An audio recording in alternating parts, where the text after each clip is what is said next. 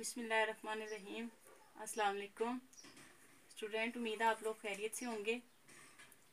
आज का जो मेरा लेक्चर है वो 9th फिजिक्स है, चैप्टर नंबर 5 है। स्टूडेंट ये लास्ट वाला लेक्चर है मेरा चैप्टर नंबर 5 का। तो टॉपिक है मेरे पास मोशन ऑफ आर्टिफिशियल सेटेलाइट, मसनूई सेटेलाइट की हरकत, मोशन। तो इसके ऊपर आपने नोट लिखना है, ये लॉन्ग क्वेश्चन है। तो सबसे पहले मैं आर्टिफिशियल सेटेलाइट के बारे में बताऊंगी, जैसे मैंने पहले भी बताया हुआ है। ये आर्टिफिशियल सेटेलाइट की डेफिनेशन कि ये वो वाला सेटेलाइट है जो साइंटिस्ट भेजते हैं खला में, ठीक है, मौसम की पेशगोई मालूम करने के लिए जो भेजे जाते हैं ना सेटेलाइट, ये वो वाले सेटेलाइट है। तो इसकी जो डेफिनेशन है ये दोबारा मैं रिपीट करवा देती हूँ। डेफिनेशन कुछ इस तरह से थी, the object sent by scientist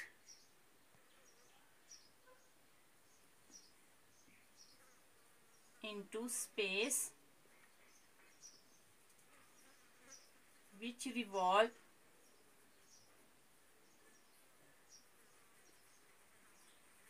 around the earth is called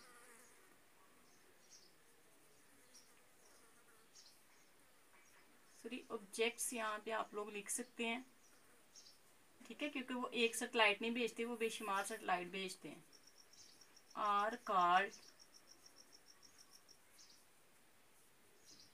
artificial satellite, ठीक है स्टूडेंट। ये डेफिनेशन मैंने पहले भी आप लोगों को करवाई हुई है, तो दोबारा यहाँ पे जो है रिवाइज करवाई है, क्योंकि टॉपिक था आर्टिफिशियल सेटेलाइट। तो सबसे पहले आप लोग को आर्टिफिशियल मसनूई सेटेलाइट के बारे में जानना जरूरी है। तो the object sent by the scientist, जो ऑब्जेक्ट या यहाँ पर आप लोग सेटेलाइट भी लिख सकते हैं कि जो साइंसदान भेजते हैं इनटू स्पेस में, जो ज़मीन के इर्द गिर्द जो है वो अपनी मोशन जारी रखते हैं। तो ऐसे सेटेलाइट को हम लोग स्टूडेंट क्या कहते हैं? Artificial satellite. तो इसकी जो है वो एक्सप्लेनेशन करते हैं।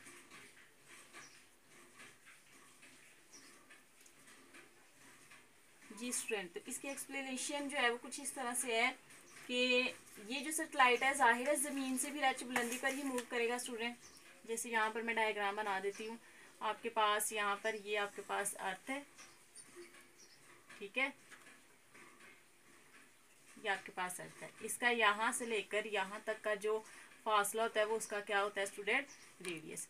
अब ये वाला जो सेटेलाइट है, ठीक है, जिसका मैस m है, ये इस h जमीन से h बुलंदी पर स्टूडेंट क्या कर रहा है? ये मूव कर रहा है, ठीक है। ये h बुलंदी से जमीन के इर्द गिर्द स्टूडेंट क्या कर रहा है? ये मूव कर रहा है। तो इसका जमीन के सेंटर से लेकर यहाँ तक का जो फासला होता है वो स्टूडेंट क्या हुआ? फिर उसका रेडियस r नॉट, ठीक है। दोबारा मैं बता देती हूँ, ये आपके पास जमीन थी, जमीन का रेडियस यहाँ से लेकर यहाँ तक जो है वो कैपिटल R होता है। जमीन का मास वो तो मैंने आप लोगों को पहले भी बताया हुआ, कैपिटल ME, ठीक है। ये वो सेटेलाइट है जो जमीन से h बुलंदी पर मूव कर रहा है और उसका रेडियस हमारे पास क्या होता है स्टूडेंट? r0। और जिस स्पीड से वो मूव कर रहा है वो वेलोसिटी हमारे पास स्टूडेंट क्या होगी? v0, ठीक है। अब जो यहाँ पे आप लोगों ने काम किया है, जो यहाँ पे मैंने आप लोगों को बताया, अब यहाँ पे ये एक्सप्लेनेशन में आपने लिखना है। तो एक्सप्लेनेशन क्या किया है? सबसे पहले consider a satellite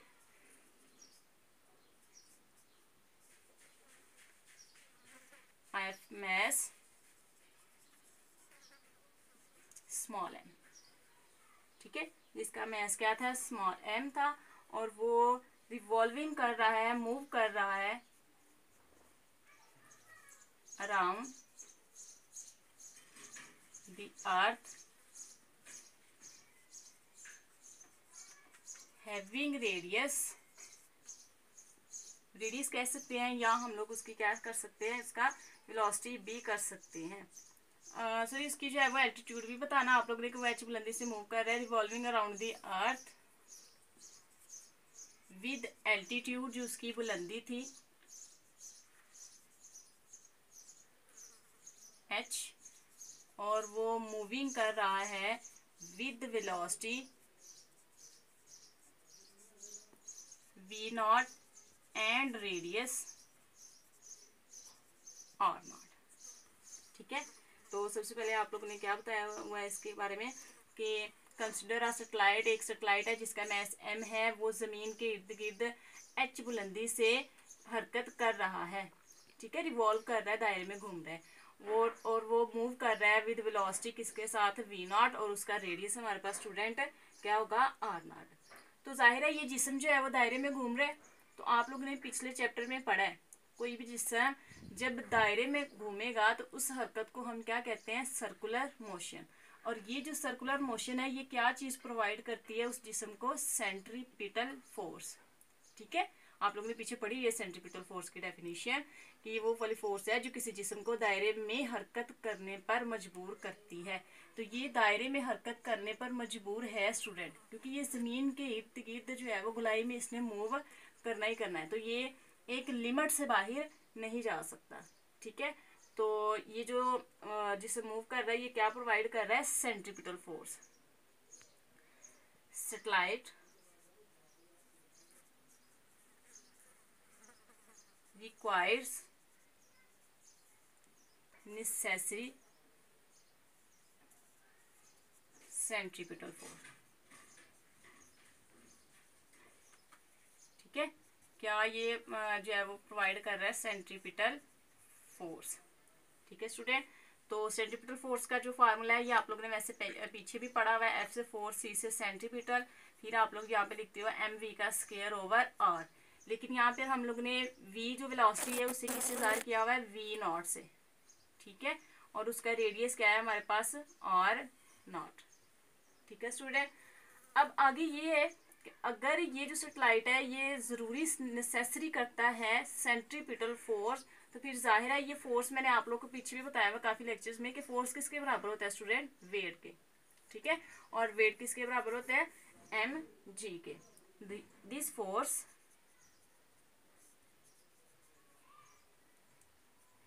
is provided by gravitational force, जो किसकी इक्वल होती है, which is equal to weight. ठीक है, तो ये वाली जो फोर्स है ये किसके बराबर होती है हमारे पास स्टूडेंट, ये ग्रेविटेशनल फोर्स है जो इक्वल होती है वेट के। तो एफ सी बराबर है, सी आपने क्यों लिखा, क्योंकि आप लोग सेंट्रीपिटल फोर्स के बारे में पढ़ रहे हैं, जिसम दायरे में घूम रहा है, तो इस वजह से यहाँ पे मैंने क्या लिख दिया, एफ सी बराबर डब्ल्यू, डब्ल्यू बराबर किसके होता है, एम जी के। अब यहाँ से इक्वेशन 1 है और यहाँ से इक्वेशन 2 बनी। जब आप लोग कंपेयर करेंगे इक्वेशन 1 को और इक्वेशन 2 को, तो लेफ्ट हैंड साइड लेफ्ट की इक्वल होती है student, right hand side right की इक्वल होती है। अच्छा, आप लोग यहाँ से क्या करके आ रहे हैं कि क्या चीज़ निकालनी है, उसने कहा है मोशन ऑफ आर्टिफिशियल सैटेलाइट। आपने मोशन निकालनी है, तो मोशन तभी निकलेगी ना जब वो हम लोग स्पीड निकाल लेंगे, उसकी वेलोसिटी निकाल लेंगे।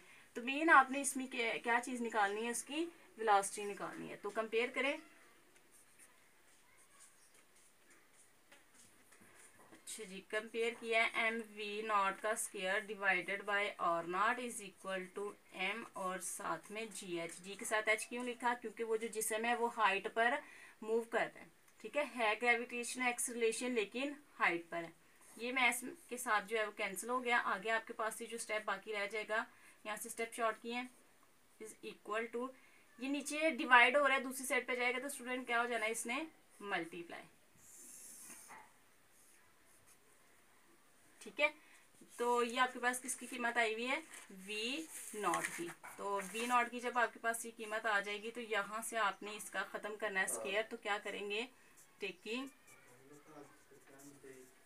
Square root on both side, दोनों साइडों पे आप लोग जब स्क्वायर रूट लेंगे तो आपके पास क्या हो जाएगा, वी नॉट का स्क्वायर खत्म हो जाएगा और बाकी यहाँ रह जाएगा आर नॉट जी एच।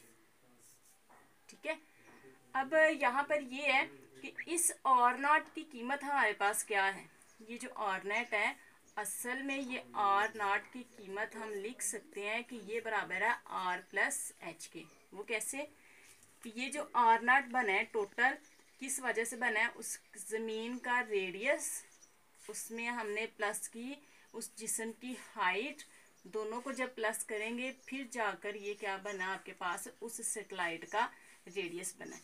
तो जहाँ पर आर नेट है वहाँ पे आपने अब क्या लिखना है, v nought is equal to, यहाँ पर बना g h r plus H.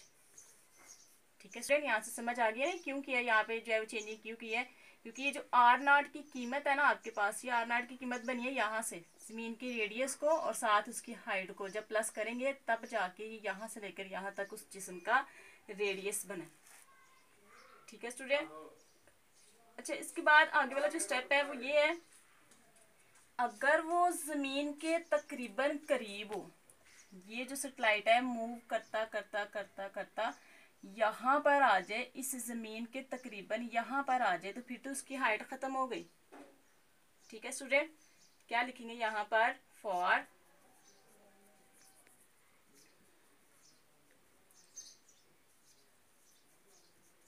Satellite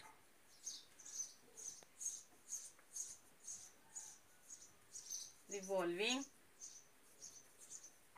close the earth. अगर वो जमीन के करीब मूव करेगा तो हम कह सकते हैं कि जो रेडियस है वो कैपिटल कैपिटल है आर से। ठीक है, यानी ये वाला जो रेडियस है ना आपके पास आर प्लस एच वाला, ये वाला आर प्लस एच, उससे हम लोग अप्रोक्सीमेटली कह सकते हैं कि वो किसके बराबर है, आर के। और वो जो ग्रेविटेशनल एक्सेलरेशन था बुलंदी पर, तो वो हम कह सकते हैं कि वो किसके बराबर है हमारे पास, जी के। तो फिर ये वाली इक्वेशन आपके पास क्या बन जाएगी student, v nought is equal to g r. ये वो ऑर्बिटल स्पीड है जिस स्पीड से वो जो सैटेलाइट है वो जमीन के गिर्द मूव करता है। ठीक है, दोबारा मैं रिवाइज करवा देती हूँ। टॉपिक क्या था मेरा, मोशन ऑफ आर्टिफिशियल सैटेलाइट। सबसे पहले मैं आप लोग को आर्टिफिशियल सैटेलाइट के बारे में बताया, जैसे कि मैंने ये पहले भी बताया हुआ है कि ये वो वाला सैटेलाइट है जो साइंटिस्ट खला में भेजते हैं, जो मूव करता है ज़मीन के इर्द गिर्द। ठीक है, उसे कहते हैं हम लोग मसनूई सैटेलाइट। एक्सप्लेनेशन कुछ इस तरह से इसकी कि हमारे पास ज़मीन है, उसका रेडियस आर है, ये वो सैटेलाइट है जो ज़मीन से एच बुलंदी पर मूव कर रहा है विद ऑर्बिटल स्पीड, जिसकी ऑर्बिटल स्पीड क्या है, वी नॉट, और उसका रेडियस हमारे पास क्या है, r nought. Consider satellite of mass m revolving around the earth with altitude, जिसकी हाइट हमारे पास क्या है, h, मूव कर रहा है वेलोसिटी वी नॉट से, और उसका रेडियस हमारे पास क्या है, आर नॉट। ठीक है, उसके बाद मैंने बताया कि ये जो सैटेलाइट है ये दायरे में मूव कर रहा है, तो जो जिस्म दायरे में मूव करेगा वो क्या प्रोवाइड करेगा, नेसेसरी सेंट्रीपिटल फोर्स। ठीक है, उसके बाद यहाँ पे उसका फार्मूला लिखा है। फार्मूला लिखने के बाद जैसे मैंने आप लोग को बताया हुआ है कि ये फोर्स जो है वो वजन के बराबर होती है। ठीक है, और वजन बराबर होता है mgh के। दोनों इक्वेशंस को कंपेयर किया, वहाँ से किसकी कीमत निकाली है, वी नॉट स्पीड की निकाली है। स्केयर लेंगे, स्केयर रूट लेंगे, जजर लेंगे दोनों साइडों पर, तो वी नॉट का स्केयर जजर से कैंसिल हो जाना है, बाकी आपके पास ये बच जाना है। ठीक है, उसके बाद ये जो मैंने यहाँ पे स्टेप लिखा है वो इस वजह से लिखा है कि ये जो आर नॉट है ना, ये आर नॉट बना कैसे है, आर में प्लस किया आपने एच, फिर जाके ये आपके पास क्या बना, रेडियस बना। तो आर नॉट की जगह मेरे पास क्या लिख दिया मैंने, आर प्लस एच।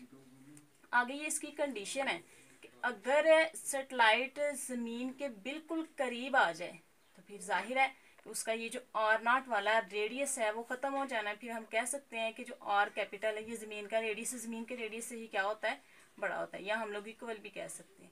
तो वो जो हाइट वाला आर प्लस एच था वो फिर किसके बराबर आ गया, आर के, और जो ग्रेविटेशनल एक्सेलरेशन था एच वाला वो तकरीबन किसके बराबर कह सकते हैं, अकेला ग्रेविटेशनल के।